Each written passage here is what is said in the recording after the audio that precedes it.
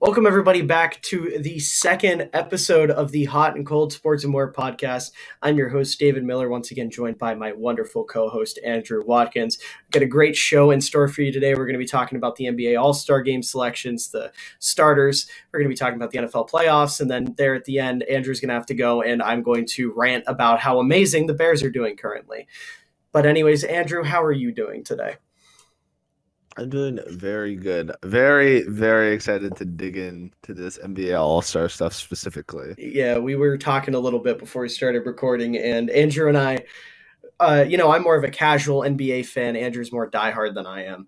And from both perspectives, there was quite an interesting selection for the All-Star starters. So let's just go ahead and jump into it. Why is Andrew Wiggins here? Can you make this make sense for me? I would say that maybe his defensive value makes him makes people think that he's that good. But it's the All-Star game. Who the fuck cares about defense?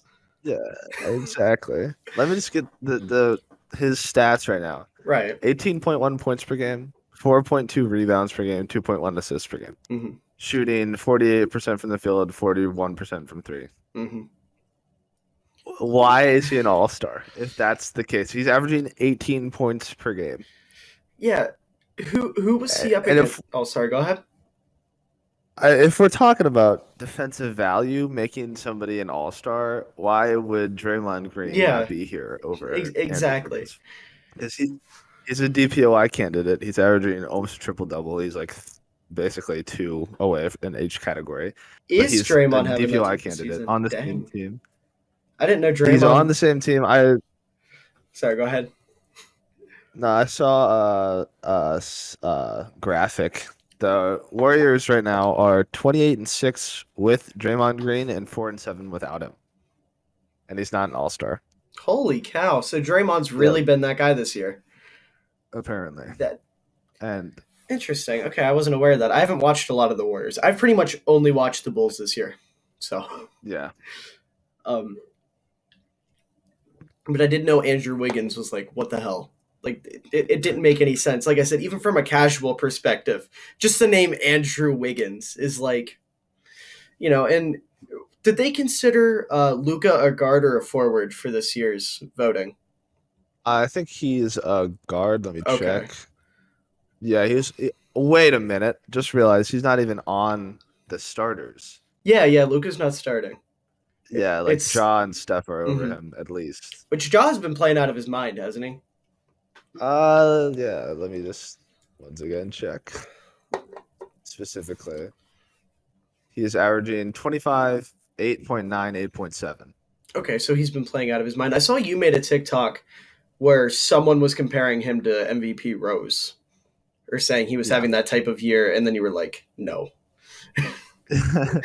No. Yeah, he has taken a step back, but he took a step back from like top 5 player in the league to like where LeBron was last year. Right. Which is literally the same stats, just like a little bit more inefficient. And like I don't understand why he wouldn't count as a forward. Yeah. Just to replace Wiggins. Yeah. Another person would be Devin Booker. Devin Booker has been playing pretty well. Yeah. Could be counted as a forward if you really wanted to push I saw it was Kenny. I don't know if you follow him or not. Kenny Beecham. He was talking about the All-Star starters and said it's stupid that they still do it by position because we're in a positionless league at this point, and it should just be the 5 best players in either conference. And I wholeheartedly agree with that. I absolutely agree with that. I think that's a great point to make, partially because I think it might have given Zach LaVine a better chance to slide into the All-Star starters list, but, either way. Yeah, honestly, I would be like it says on Basketball Reference that Devin Booker is a shooting guard, but it doesn't at this point it doesn't matter. Like you just put a person on the court if they give you that advantage. Yeah, the other night I can't remember who they were up against, but the Bulls are playing Zach LaVine at the power forward.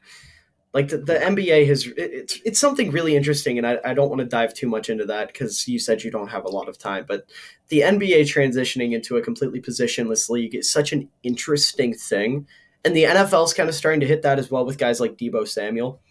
Yeah. But it's just crazy how sports have evolved to the point where it's just like you just throw the best guys out there and they give you the best chance to win rather than, the best guy at each position nowadays. Yeah.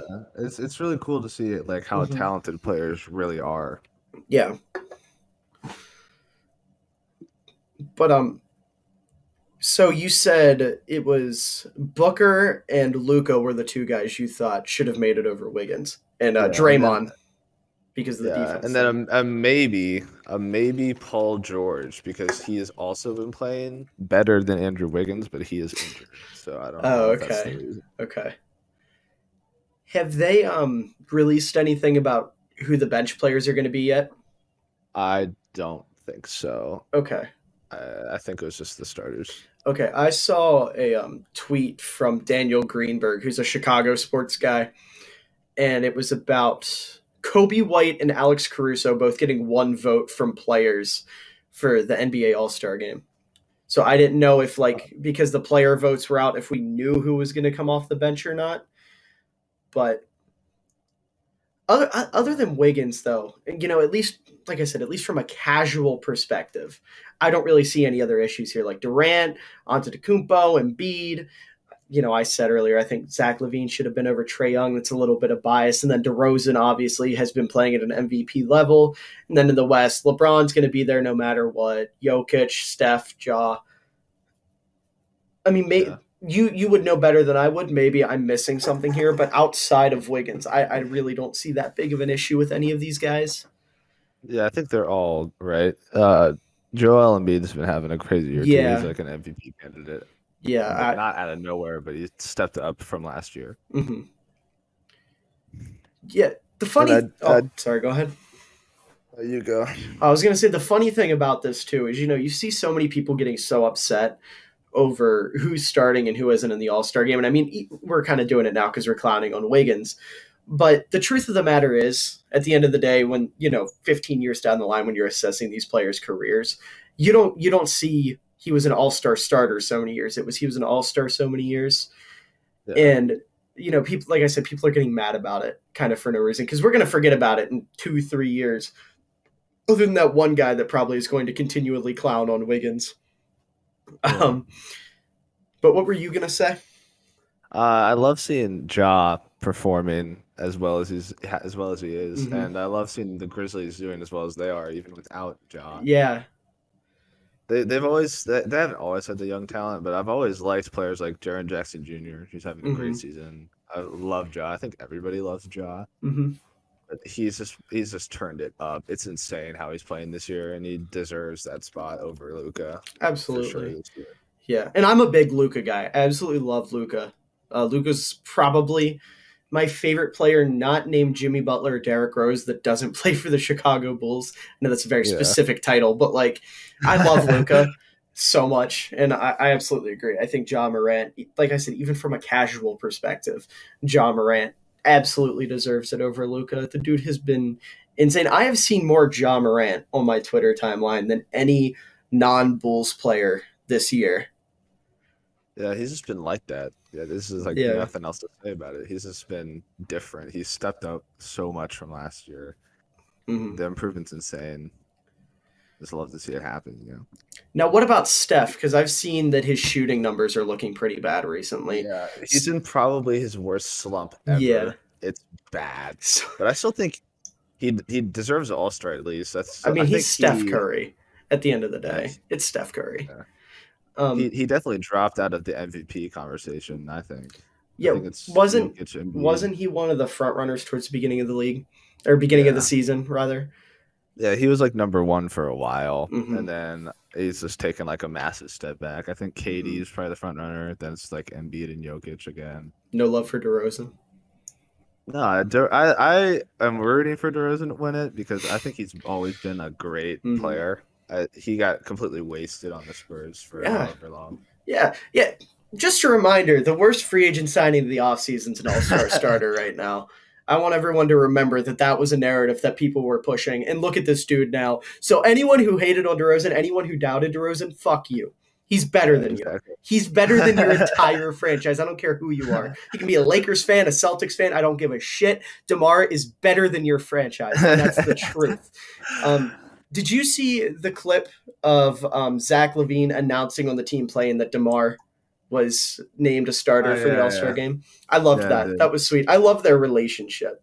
No, I love DeMar DeRozan as a person because I remember when he was back in Toronto, I remember like playing 2K and I remember playing like against Toronto or something, and they said in the commentary that he had been like fighting depression. Yeah. And I was like, yo. And I've always liked him because I liked him and okay. Whoa.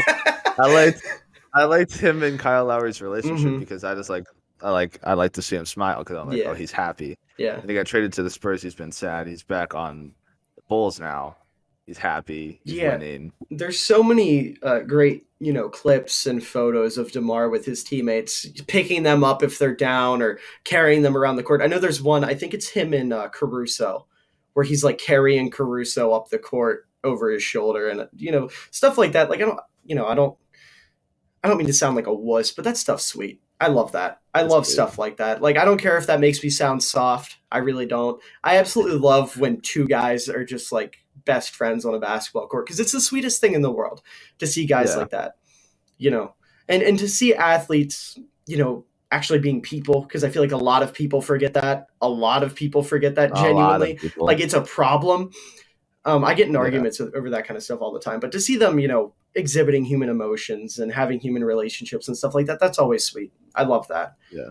That's probably my favorite part of watching sports. Absolutely. The camaraderie is just, and that's one of the things that I always regretted about not getting like myself into a sport. I played a year of football in middle school, but outside of that, I always wished I would have been able to experience the camaraderie, but luckily I did theater, and theater is the same way.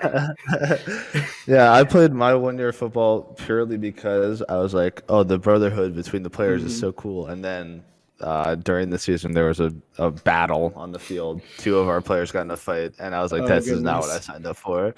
Yeah, well, I quit to do theater, and because there's a coach who shall not be named that you and I both know very well that I absolutely refuse to take the field for.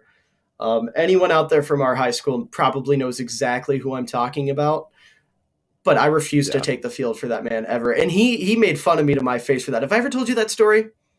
Yes, he did. Oh my God. Dude laughed at me for saying I wanted to do choir instead of football. He laughed in my face in the middle of a class. I was in the 8th grade. That's traumatizing for sure. Or a 13, 14-year-old, you're laughing in his face because he made a decision you didn't like. But that's traumatizing for sure. But yeah, back to the main point. I'm so glad DeMar DeRozan's getting the recognition he deserves because he really does deserve it. He's always been this good. He carried he didn't carry the Raptors, but him and Kyle Lowry made the Raptors like the #1 seed several years in a row. And, the only concern I have with DeRozan is the playoff thing, and I'm not even really that worried about it because he's been playing out of his mind. And I have two buddies who are Raptors fans that get on my ass all the time saying, yeah, he looks great in the regular season, but wait till you get to the playoffs. And I just don't think that's going to be the case this year. And, I'm not saying the Bulls are going to win the finals. I don't think they are just because of how beat up they are. However, if they get everything together for the playoffs, maybe they shock some people. But yeah, it wouldn't be shocking me. As soon as they signed DeRozan, I remember thinking that, oh, the Bulls are like probably one of the best teams in the league now. Well, as soon as it happened, I texted you Bulls in 4. And I've commented that on like every TikTok you've made about the NBA. That ever since. Yeah, they've definitely made the moves to make a crazy push, and I would have called it since the beginning. Yeah. And the thing I like too is the Bulls aren't a team that's just like built for this year. It's not like the Packers in the NFL where they put all their chips on the table for this year. We'll get to them in a minute, but put all your chips on the table for this year, and you're just like, this is it. If we don't win it this year, we're screwed. The Bulls have a window. They're built, and they can still make acquisitions. I almost like the idea. I think we talked about that on the first episode. The idea of trading Patrick Williams for Jeremy Grant. I don't hate that. But there's still potential with this team beyond this season, and that's what I'm excited for. Because with the story of this season being basically 6 to 8 weeks, because that's how long every single player on this team has been out for, basically. Yeah, it's been rough. But yeah, are there any other issues with these starters you want to talk about, or anyone else you want to kind of highlight? No, I didn't. I feel like you didn't get a lot of time to talk last episode, so I'm trying to let you shine. No, I'm very pleased with this NBA season for sure. It's one of the craziest, most competitive seasons I've seen in a long time. And it wasn't like that for a while. Mm-hmm. It used to just be two teams going back and forth, and you're like, Mm-hmm. who would win this time in the finals?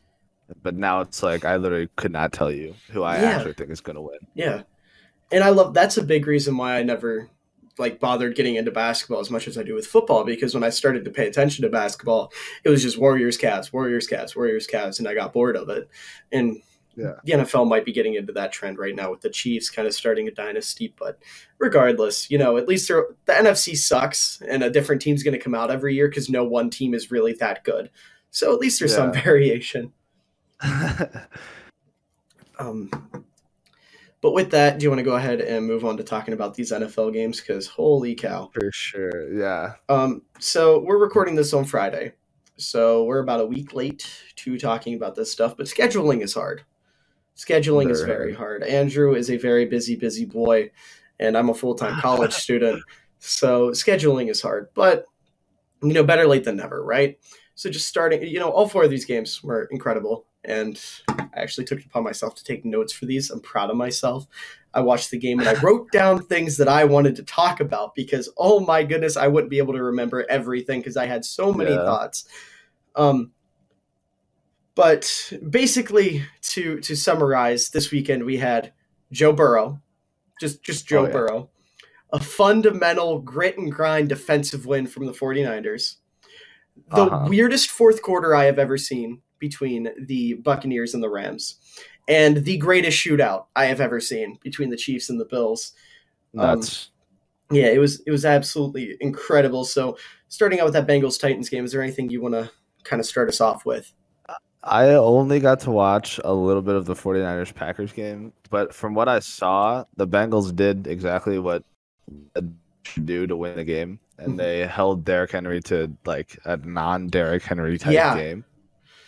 Yeah. And then Ryan Tannehill folded. Yeah. Absolutely folded. Dude, I have been such a Ryan Tannehill defender for the past couple of years too. Like, and I'll admit I was kind of off book or off the wall with some of these. But I used to say Ryan Tannehill was a top 10 quarterback. And then I was like, okay, maybe he's right outside the top 10. And this year I was like, okay, maybe he's top 15. And then after that playoff game, I'm like, oh my God, they need a new quarterback. It's like Tannehill, I guess, is the definition of a game manager, right? Like he's a guy that he isn't, if he doesn't have to throw the ball 20 times a game or 30 times a game, he's not a guy that's going to get in your way. He's not a guy that's going to lose you games. But when you physically cannot run the ball, if teams are actually managing to shut down Derrick Henry, you're not going to get anywhere with Tannehill. Tannehill's not going to win you a game himself. And that's concerning because you have Julio Jones and you have A.J. Brown. You have two of the best wide receivers in football. A.J. Brown, one of the most underrated guys in the league, in my opinion. Yeah. Excuse me.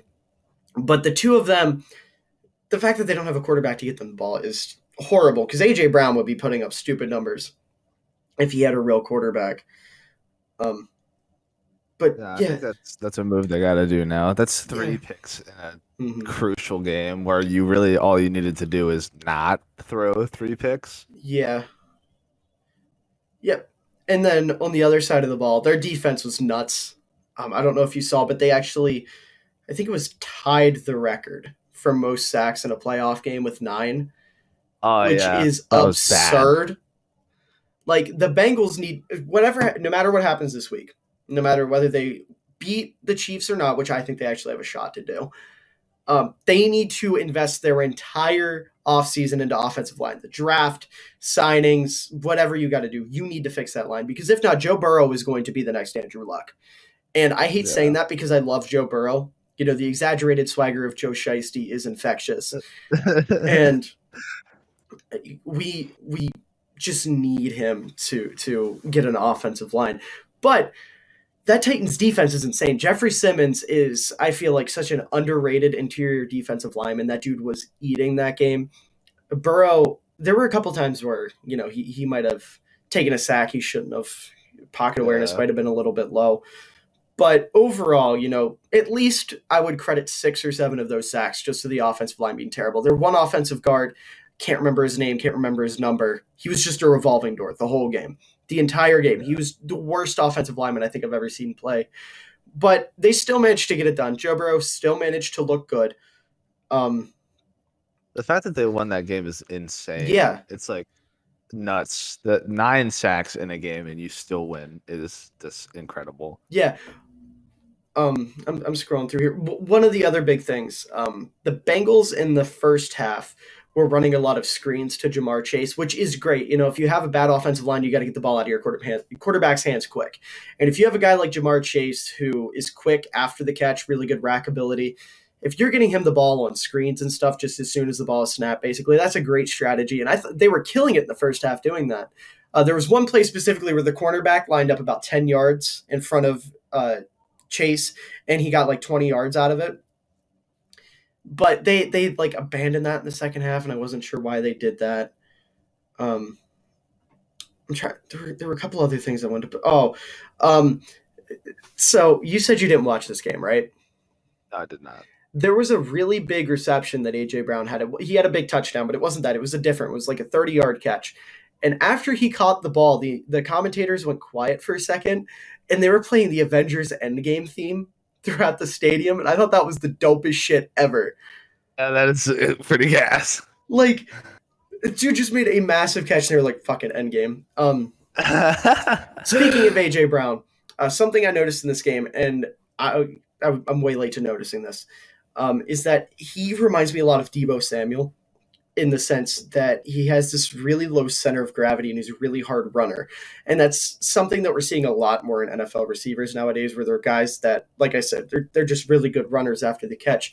And it's almost like the wide receiver position, like we were talking about earlier with positionless basketball, is evolving to these guys having to be able to have that after the catch ability. And I love that. It's so fun. Yeah.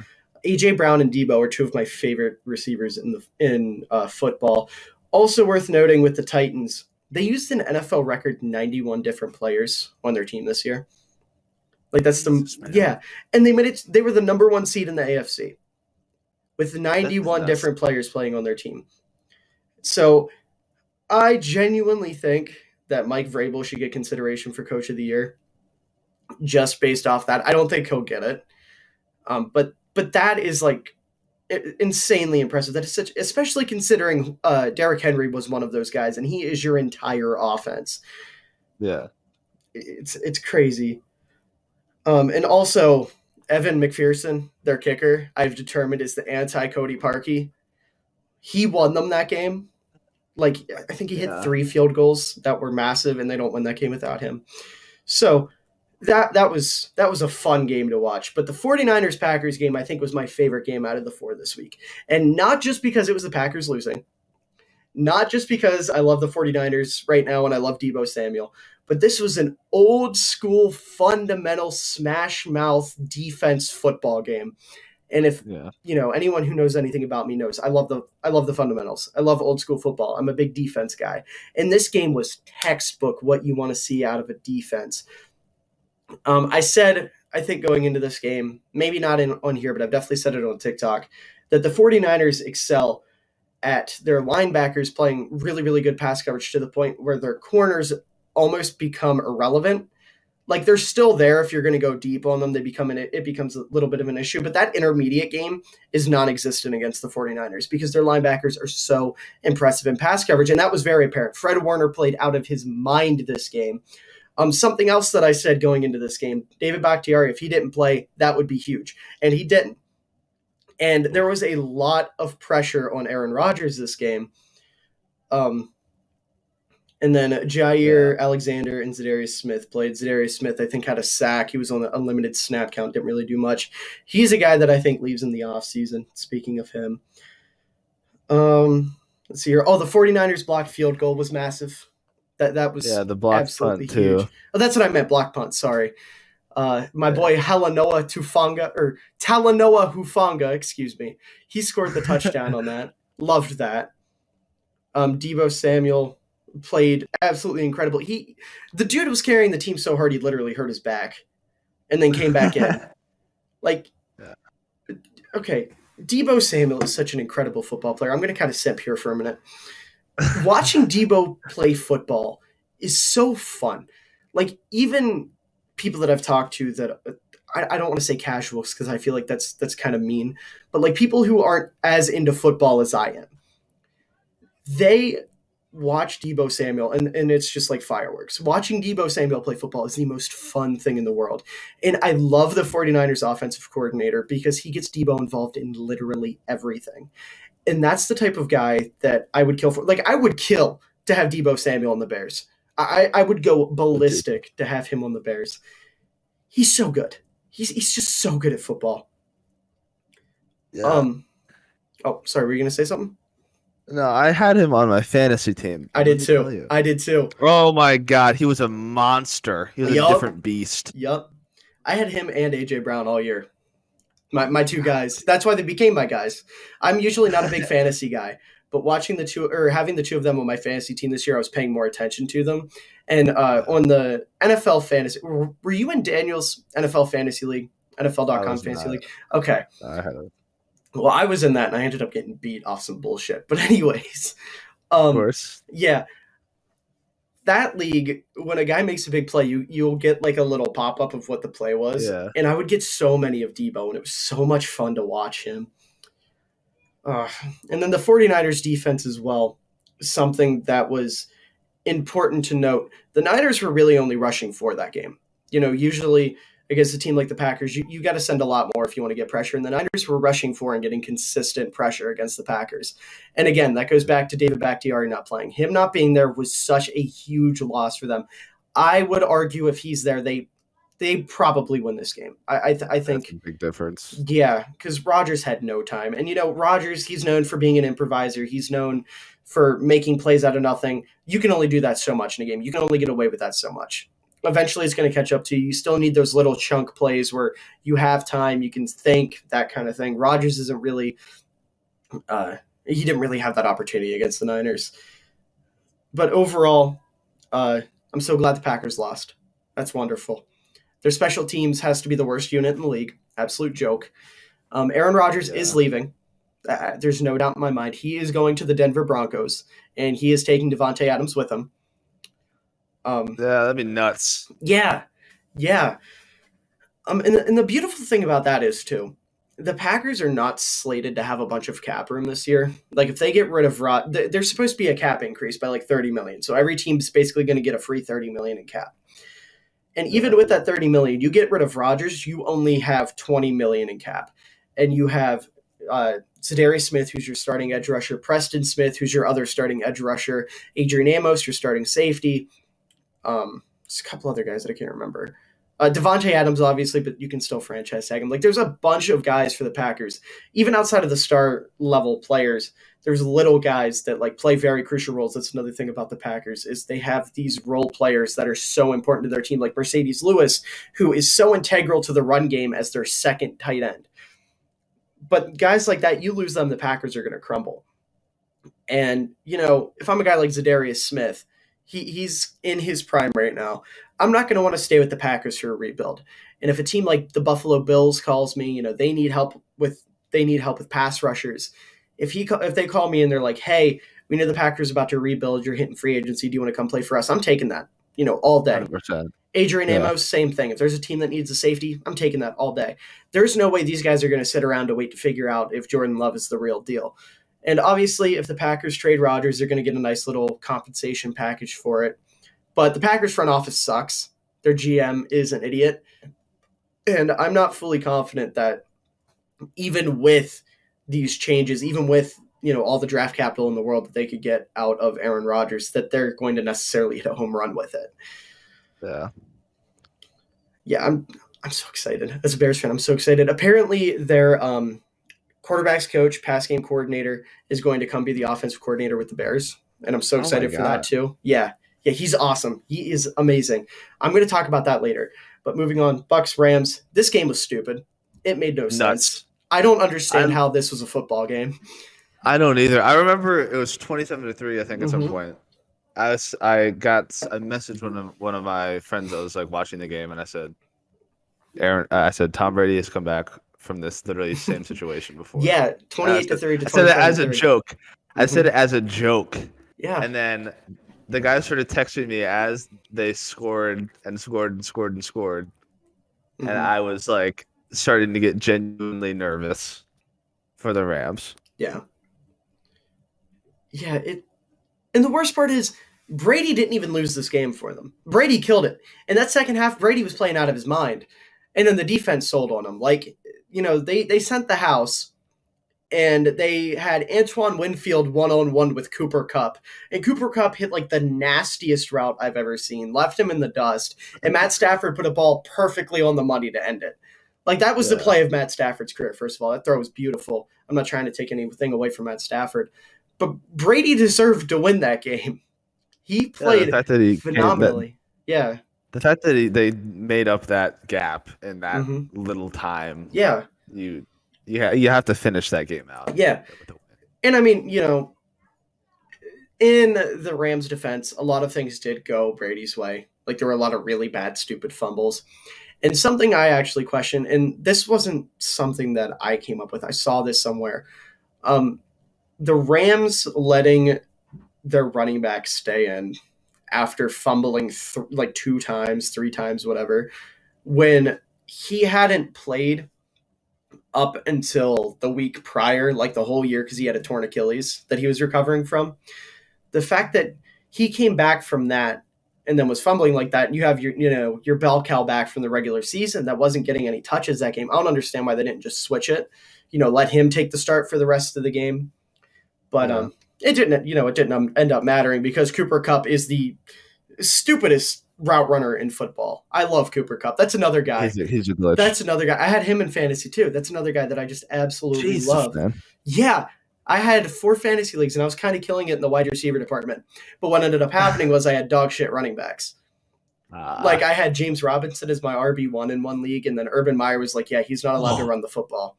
That is god awful. And then in 2 leagues, I had David Montgomery as my RB1, and he got hurt and missed like 5 weeks. But regardless, the Rams deserve to win this game. Matt Stafford deserves what he has going on right now. But the Rams, they have some things they got to work on. They definitely got to work on ball security. That's a big thing. But the Bucs played well. The Bucs played a hell of a football game there at the end. Their defense stepped up big time. The interior of their defensive line, Vita Vea and the other guy that I cannot remember the name of for the life of me, he has 2 last names. The 2 of them are studs. They are insane. They are, again, I'm a guy that loves defense. They are wonderful, wonderful human beings to watch play football. So I hope Brady runs it back. I know a lot of people think he's going to retire, and he did say some stuff on a podcast. I don't know if you heard about that, where it makes it seem like he is going to retire, but I really hope he runs it back. I really do. I don't want Brady to go out like that. I don't know if he would end off on that note, like so close, and you're just going to stop. Like, you're still a good team and a good quarterback. Why would you give it up at this point? Well, his thing is he was talking a lot about how his wife is scared for his health. He said every time he gets hit, she freaks out. And then his kids are getting older and he wants to spend more time with his kids. And I respect the hell out of that. Like, if that's the reason you're going to call it quits, by all means, that is perfect. I would rather a guy do that than, do what Ben Roethlisberger just did and wait till you're 3 years removed from your prime and you're a shell of yourself and physically can't play anymore. I would much rather a guy go out on his own terms for family reasons. I think that's a lot more respectable. And then finally, Bills-Chiefs. Again, this game was stupid. It made no sense. So Patrick Mahomes is the greatest man to ever touch a football, I think. Most talented. The throws this man makes do not make sense. Like, did you watch this game? Did you get to watch this one? No, I didn't get to. Andrew, you missed such a good game. He made one throw where it was inside the 15, I believe, or right around the 15. They were in the red zone.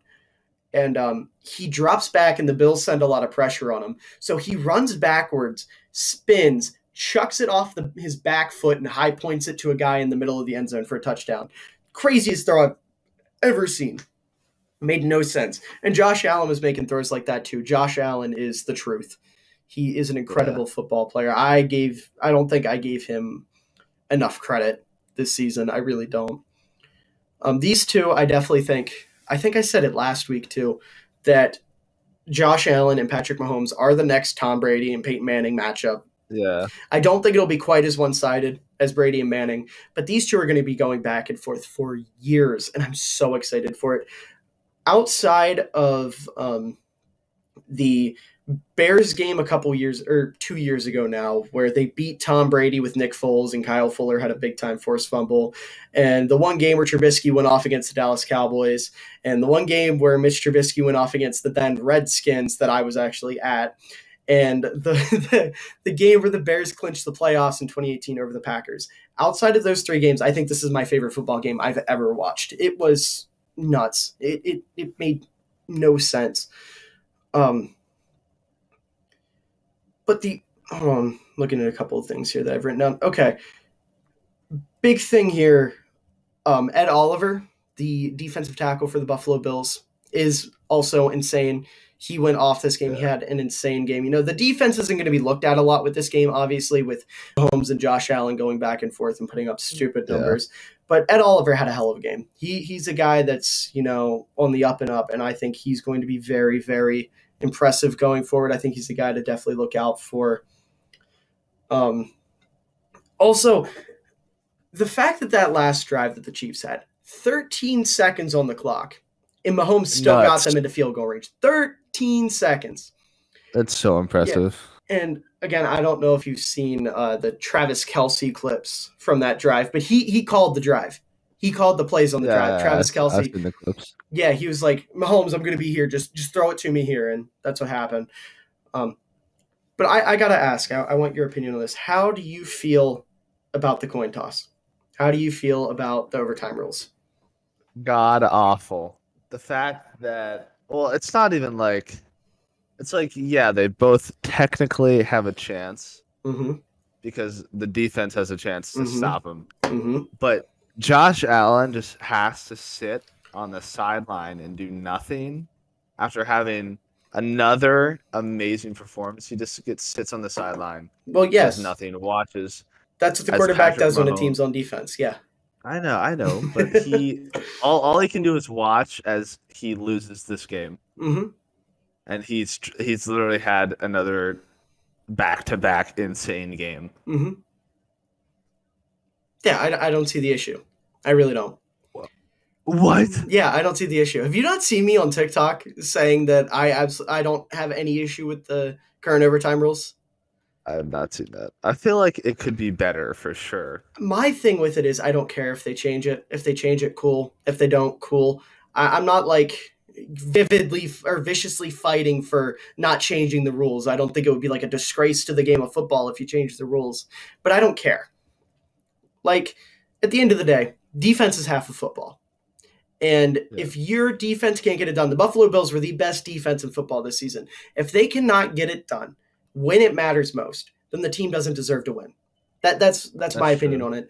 And it's not like, you know, if you win the coin toss, you're guaranteed a touchdown, right? And I know the numbers or whatever say otherwise about the playoffs and whatnot, but you still have to drive down the field and score. It's not like winning the coin toss, they just hand you the win. You still have to go out there and do it. So there is a chance that you can go out there and get that stop. And I think that's crucial because if not, you know, you're basically just giving into the crowd that wants quarterbacks to throw for 700 yards and 6 touchdowns every game. And that's fine. You know, I'm not saying that crowd's wrong. I'm not saying it's like bad, but I don't see the point in fighting or, you know, doing all the extra stuff when you can just keep it the way it is. And again, if they change it, I don't really care. It's not going to affect me. The Bears aren't going to be in the playoffs for a little bit anyway, so it's not something that I have to worry about. But I don't have an issue. I really don't. But the thing is, I think if the Bills win the coin toss, they also win. Well, yeah, absolutely. Both of those offenses were on fire. And I think this game is a bad example of my argument just because of how good both of the quarterbacks in it were. Yeah, they're unstoppable. So, like, if you give the ball to either of them, the game's going to be won by that team. Yeah.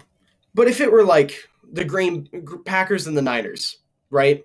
Like, if it would have happened in that game, it would be completely different because those offenses weren't getting anything done. So that would be even more impressive if they were able to drive down the field and score on the other team's defense. So, I mean, yeah, in a game like this, I get it. But in a game like that Packers game, if it were to go to overtime, it's different. And it's not like you can just be like, oh, well, the quarterbacks both have 400 yards, so we change the rules. And then if they have under 400 yards, you don't change the rules, you know? Yeah. So it's either you got to go all in or you don't. And I really don't care either way, but I don't see an issue with it. See, is there anything else I wanted to talk about? Don't really have Oh, fuck Grayson Allen. I wanted to talk about that. Yeah. Fuck Grayson Allen. He is an absolute, not even like a meme, menace to society. Like he is gone. I hate him so much. Yeah. Okay, listen. Here's where the hot part comes in, because I'm about to get pissed off. How the fuck are you going to clearly purposefully hurt a guy like poor Alex Caruso, right? How are you going to purposefully hurt the guy and then walk away and go to your bench and laugh about it with your teammates? You got to at least fake it. You got to at least look down like, oh my God, are you okay? And then when you're sitting on the bench, be like, oh man, I feel so bad. And then maybe behind closed doors, you can be like, yo, I meant to do that. That shit was sick. You can't do that. They're recording you. They're watching you. People know you're a piece of shit now. People know how your mentality is. People know how you're going to act. And that's why everyone hates Grayson Allen now. And as a North Carolina fan, I've hated Grayson Allen for fucking years. This isn't new. This isn't something, new. Like back in college when he was tripping people. You can't fucking do that on a basketball court. Grayson Allen should not be allowed on a basketball court because he is he is a threat to everyone's health on that fucking court. Like, poor Alex Caruso, he was basically in a situation where he either breaks his wrist or breaks his ribs. He had to break his fall with his wrist, and now he's not going to play for like a month because he has a broken wrist. But, like I said, the alternative, you break your ribs, which is even worse. So, Alex Caruso is put in a fucking horrible situation. And Grayson Allen got, what, a 1-game suspension for it? Are you fucking kidding me? Yeah, it's like a modern day Bill Laimbeer, but like more of a piece of crap. Yeah. Bill Laimbeer did it with integrity. Because Bill Laimbeer would just throw hands. Yeah, Bill Laimbeer would do that and then fight somebody. Mm-hmm. He wouldn't do that and then like run away and sit on your bench. Grayson Allen's a bitch. Yeah, like straight up, he's a bitch. He does it then runs away. Mm-hmm. Like if you do that, you deserve to get like walloped. Dude, and that I'm not going to say anything bad about the Bulls because obviously they would have gotten in trouble. But I really wish just like the next time they were driving down the court, Vucevic would have just like socked him one real quick. Like that would have been great. Someone's going to do it eventually. It might not be. It's not going to be someone from the Bulls, but someone's going to do it eventually. Someone is eventually going to crack the shit out of Vucevic, or not out of Vucevic, Jesus, out of Grayson Allen, and everyone will rejoice. Yeah, and will be like, yeah. You know who would be the perfect person to do that? Who? Joel Embiid. Oh my God. Like, if he just tries to drive on Embiid, he wouldn't even have to try to do it. If he tried to drive on Embiid and he just went straight up, Grayson Allen's not fucking doing anything. He's going to smack into him and flop over. Like, pretty much any big center like that in the league, but I feel like Embiid would do it. Yeah, Embiid would throw him into, like, Section 5. Yeah. Like, absolutely gone. Yeah, fuck Grayson Allen. I hate him so much. I feel like in this situation, like it'd just be really interesting to see just like the whole league gang up on a guy like that. Like this is unacceptable. Everyone knows it's unacceptable. So then why are we like just like set an example? Like what they should. Oh, sorry. Go ahead. Like this guy is gonna be like trying to injure people. We're just gonna throw him around, dude. What they should do is invite him to All-Star Weekend, and then just everyone else on the court should just beat the shit out of him, just jump him on live TV at the All-Star game. Have everyone that's invited to the All-Star game just jump him. Let DeMar get a couple kicks in for his boy, but just let everyone jump him. Imagine him trying to fight Nikola Jokic.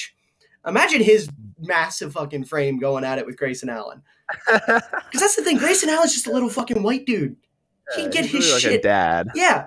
Like he picked pretty much the only person in the league that he could push around doing that. Because Caruso's not, he's a little white dude too. Yeah, I was going to say the other white dad, basically. Yeah. But, he tries some shit like that against a fucking big man or, God forbid, someone on a team with a big man. He's screwed. He is absolutely screwed. These ashes. Yeah, dude.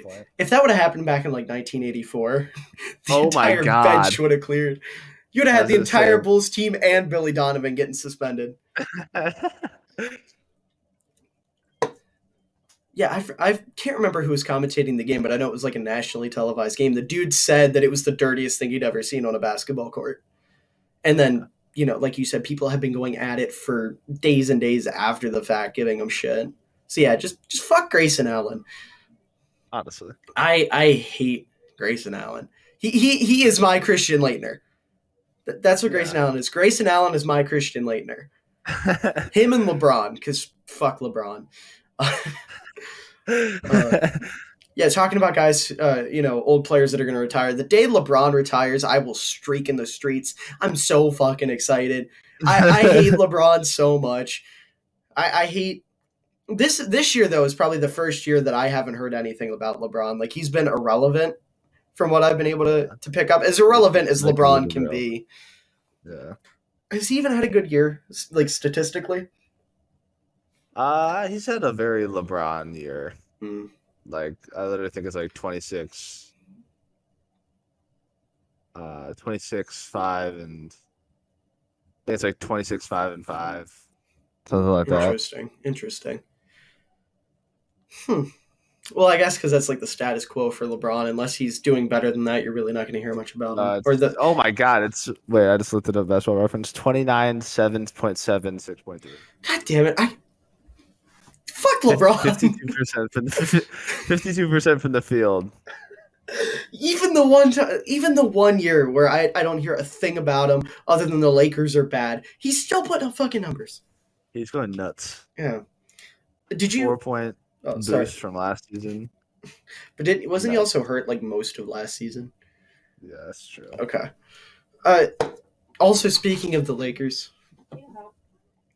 Speaking of the Lakers, sorry, someone tried to come in my room. Speaking of the Lakers, did you see where on the anniversary of his death, which was a couple days ago, someone tweeted out that the Lakers were 24-24 in honor of Kobe? Ooh. Yeah. Ooh. They definitely planned that for sure. Yeah. Yeah, they definitely planned that. No, I thought that was super disrespectful. Yeah, God, Kobe would beat someone's ass over that.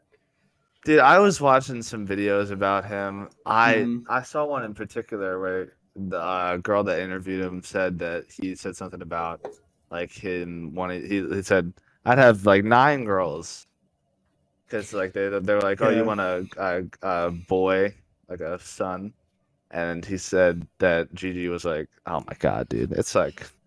Yeah. It's so sad. Even now, it's been 2 years. Yeah.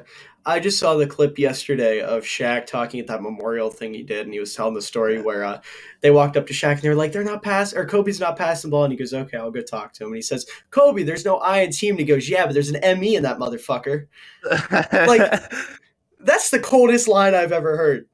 Yeah, true. Like, no one else is – the only player that might say that is Michael Jordan. Those are the only 2 guys that would ever say something like that. And even then, I don't know if Mike would be that direct with it. Yeah. I feel like Mike would have been more petty and be like, oh, okay, and then just literally not pass the ball in the next game. And then be like, bitch now. Like 50. Yeah, put up like 50, no assists, not pass the ball the entire game. 70% shooting, something stupid like that. Yeah. But there's an M-E in that motherfucker. I love that. Yeah. Yeah. Love Kobe, man. So yeah, is there anything else you wanted to talk about? It's 4:30. You said you had to head up around 4:30. Yeah. That's all I got. All right. So, thank you, Andrew, for joining me once again on our wonderful podcast. We're not done yet. As I said, I will be ranting about the Chicago Bears and everything going on with them right now. So, Andrew, you have fun going and doing whatever it is you do, and you're going to miss some very loud speaking. Yeah, good luck, guys. All right, so while we wait for Andrew to go ahead and get out of here, make sure you follow the 2 of us on TikTok. Oh, he's already gone. Okay, make sure you follow me and Andrew on TikTok. I'm at BearsCool2211, and he is at WattyWatt. The 2 of us are 2 good friends from Maryland that love sports, do sports. I want to do sports as a career. I'm pretty sure Andrew wants to do the same. But as I said, I wanted to sit down and talk about the Chicago Bears. Because if you follow me on TikTok, you already know I have made probably 20 videos in the past 2 days talking about everything going on with them and their coaching situation. They hired head coach Matt Eberflus, who, out of the 3 guys they were down to, between him, Jim Caldwell, and Dan Quinn, was the guy I wanted the least. So initially, like a lot of people, I was concerned because I didn't want a defensive head coach. Oh, excuse me. I wanted an offensive-minded head coach. I was in that boat, as a lot of Bears fans were. But, doing a little more research on Eberflus, because admittedly I did not know a whole lot. Out of those 3 guys, he was the one I knew the least about. So doing my research, figuring out where Eberflus came from, what he kind of stands for, I love him. I absolutely love the guy. I think he is exactly what this team needs, because Eberflus is a very no-nonsense, old-school type of coach. He emphasizes a lot of effort and heart, and if you've watched the Bears in the last couple of years, you know that is something we have struggled with big time. Also, I know I look like absolute garbage right now. This podcast is scuffed. We recorded over Discord. I'm on a Chromebook. I really can't do anything about it for now. I got my birthday coming up, so we're going to try to get a laptop, try to make this a little better. But as I was saying, I am a big fan of Eberflus. It all hinges on what he does with his offensive coordinator. That's really the key here. And as of right now, we are looking at the Packers pass game coordinator, quarterbacks coach. Love him. He's phenomenal. Name's escaping me right now. But he's awesome. That's a guy that's worked with Aaron Rodgers for the past however many years. He was a wide receivers coach before that, worked with Devontae Adams in 2016 in his breakout season. Maybe he can get Darnell Mooney in that type of situation. Obviously not to the same extent. Darnell Mooney is never going to be the wide receiver that Devontae Adams is. But, maybe he can help him work on some of the drops, help him work on his route running a little bit, that kind of thing. But the main objective, obviously, is Fields' development. And as a guy who has worked with Aaron Rodgers closely for the past couple of years, Rodgers learned from him. He's learned from Rodgers. That's massive. And as his quarterbacks coach and pass game guy, pass game coach, whatever, pass game coordinator, Pep Hamilton is my choice for that. I actually wanted him to be the offensive coordinator before I learned about the Packers guy. But Pep Hamilton is wonderful. Again, he's worked with he's worked with Andrew Luck. He made Davis Mills look really good this past year. And if you can make Davis Mills look that good, I am very excited to see what he'd be able to do with Justin Fields.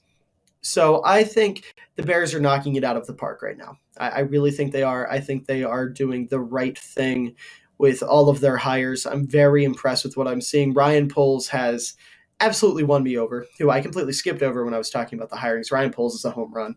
And then on defense, I really, really hope former Chicago Bears defensive coordinator Rod Marinelli ends up being our defensive coordinator. He's a guy who's worked with Eberflus in the past.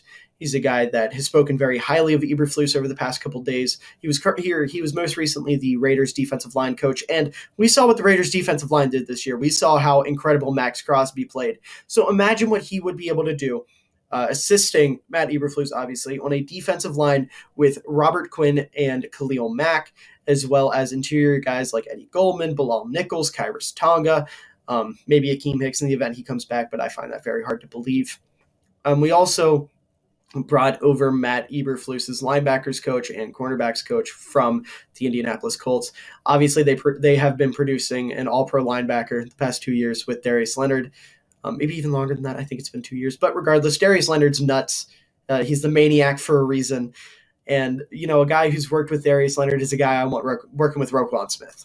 And as for the cornerbacks, I don't know a lot about the guy. I don't know a lot about the Colts cornerbacks. All I know is the Bears cornerbacks last year sucked. So he can't be any worse than the guy we just brought in. Or worse than the guy we had. And then the special teams coordinator, we got rid of Chris Tabor, or not got rid of, he left and went to Carolina. I liked Chris Tabor a lot. He had some issues early on with the Bears, but this past year I thought he was wonderful. He brought an energy and intensity to the locker room and to the field that Matt Nagy couldn't have done in his wildest dreams. The 1 week he actually had to step in for Matt Nagy to be the head coach. Oh my goodness. My call canceled. Okay. We're gonna continue to do this live. It was wonderful. Anyways, we're gonna keep doing this live. We'll just go to this beautiful picture of Justin Fields. So anyways, actually I don't think that's gonna work. because I need to have this up. We'll just keep my Discord open. You can look at all the wonderful people I'm friends with on Discord, all the wonderful Discord servers I'm in. But yeah, the replacement for Chris Tabor is hopefully going to be Rich Bisaccia, who was the interim head coach for the Las Vegas Raiders this past season. I personally think he deserves a head coaching job, but it does not look like that's going to be the case. It looks like he's probably going to get a job as a coordinator again. And if he comes to Chicago, then I am all for it. But yeah, basically the Bears are doing everything right as of right now, in my opinion, and that's not just me. There's a lot of guys out there who are a lot smarter than I am, who have been doing this a lot longer than I have. And those guys hold the same opinion. They hold the same regard for these guys. And I think obviously time will tell. There's no guarantee that any of this is going to work out. Any of this is going to be set in stone. But if Justin is the guy, which I am very confident he is, if he's the guy and these coordinators work out and Eberflus is the guy that I think he's going to be, then Chicago is going to be back to where they need to be within a couple of years, I believe. Another thing to note as well with Eberflus, as we all know, I'm a big-time Eddie Jackson hater. I hate watching him. He is the laziest football player I've ever seen at the NFL level. He just doesn't try to tackle, and as a safety, you can't do that. Eberflus has gone on record saying that guys who play like that, obviously he didn't say Eddie Jackson by name, but guys who fit that description, they are guys that will either see reduced playing time or, worst case scenario, you can go play for another team. And that is great because either he's going to whip Eddie Jackson into shape, because Eddie Jackson at his core is a guy with wonderful ball skills. He just has an issue with effort. If you can give a guy that has his type of ball skills, you can fix his effort, you can fix his heart, which is very hard to do. You cannot teach heart, but maybe you can light a fire under his ass and get him to pretend he has heart. If you can get a guy like that figured out, then you have a dangerous player in your secondary. So that's something to be on the lookout for as well. I'm very excited for the Bears. All Bears fans should be, I think. I've been going on for about 10 minutes now, I think. And I wanted to do this after Andrew left because I figured this is kind of how it would go, because I don't know how much of that I would have been able to just bounce off Andrew and turn into conversation. I think it just had to be kind of me spilling opinions, which is what I've been trying to do on TikTok, but you're very limited in what you can say and how long you can say it for. So, yeah, I just can't say it enough. I am so happy with the direction the Bears are heading. I'm so excited to see where they're going to go. So with that has been the second episode of the Hot and Cold Sports and More podcast. I know we've been very heavy on the sports and not so much on the more these first two episodes, and that's kind of how it's going to be. It's going to be very much a sports podcast while sports are still going on. As the NFL season kind of winds down, it'll be different. I think football and basketball are going to be our two main talking points, because Andrew, I know, is a soccer guy. I don't watch soccer, so maybe we'll have Andrew do some soccer things here and there, but football and basketball are going to be our two main things. And then eventually, when things release, when things come out, I know Doctor Strange is coming out here in a couple months. Definitely be able to talk about that on the podcast. I'm just kind of rambling here, kind of giving you guys an idea of what is coming.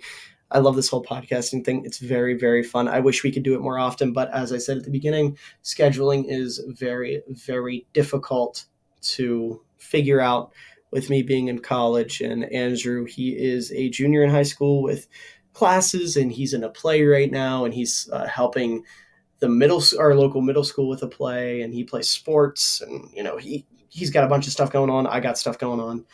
So we will continue to bring you guys content through TikTok and on here as well. But regardless, make sure if you enjoyed this to subscribe to us for more.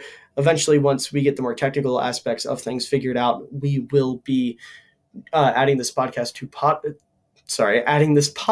Spotify. But for now, we will be staying on YouTube. And with that is all from me. Everyone have a wonderful weekend.